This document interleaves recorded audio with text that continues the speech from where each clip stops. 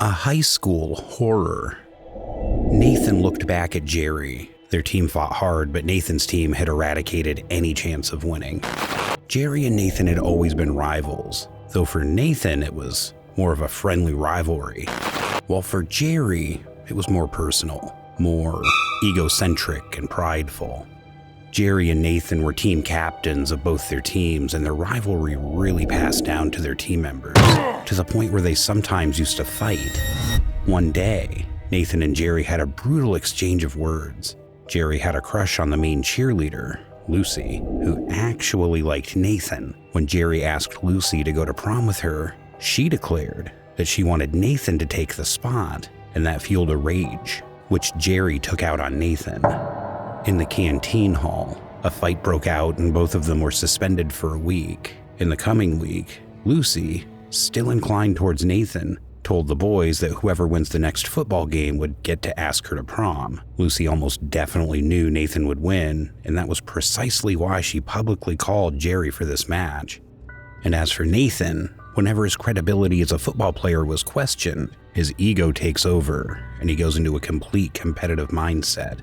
The two agreed on it, and in just an afternoon, the news became a sensation around the school. People were hyping up the next rivalry game like it was a huge NFL game. There were flyers, bets, and even a commentary.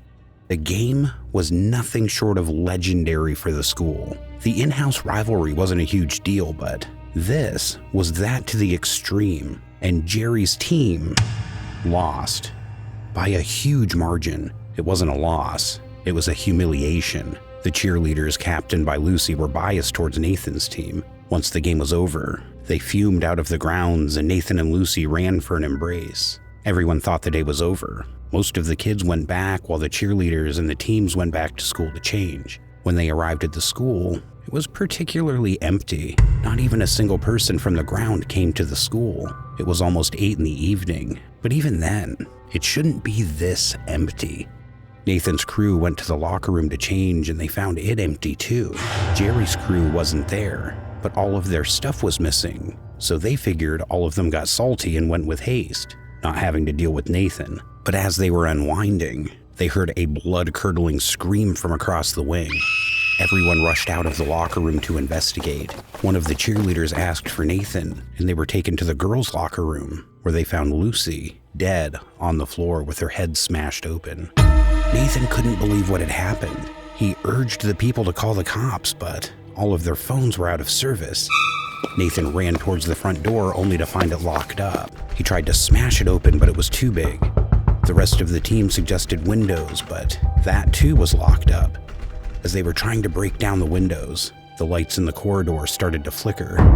Before they knew it, the lights went out. Nathan tried to call out, but the lights came back on before they could react. But something was different. Most of the guys had disappeared. Only one other team member remained. They both abandoned the window and called out their friends' names. The pair found one of their teammates dead in the cafeteria, the same way Lucy had died. In the canteen, they found one of the cheerleaders too. She explained to them how the lights went out, and when they came back on, everyone around here was gone without a trace. The trio walked close by and decided to run away from the school. But for some reason, they couldn't open any door which led out. Neither could they open or break any windows. It was like those were made out of steel. Nathan looked around. There was no way out. They were mice, trapped in a mousetrap. As they were panicking, trying to figure out a way out of the school, they heard a sinister, almost demonic laugh coming from a direction of one of the classrooms. Before the trio could react, the lights went out again.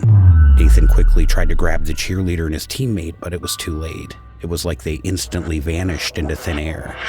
A chill ran down his spine when he realized he was all alone. The whole school was eerily quiet again, to the point where Nathan could hear his own heartbeat. Then he saw something near the cafeteria. A small pool of blood formed near the door. Reluctantly, Nathan went towards it and opened the door. He saw the whole white-tiled corridor was now covered in blood. Something inside him pulled him towards the classroom where he had heard the laugh. As he was nearing the classroom, the pool of blood became deeper and deeper, from just his shoes to almost his knees. Nathan could almost feel the taste of blood in his mouth. With a bit of courage, he opened the door to the classroom and almost immediately threw up at what he saw. Piles of bodies, all mutilated with flesh organs and blood spewing out of their bodies. All of the bodies and organs piled up like a mountain, and on top was Jerry, flayed and showing. There was no skin on his body. Everything from head to toe was removed, and he was shivering and looking at Nathan. His sorry eyes formed tears, and he was barely able to mutter, "I shouldn't have performed that ritual. I shouldn't have made the deal."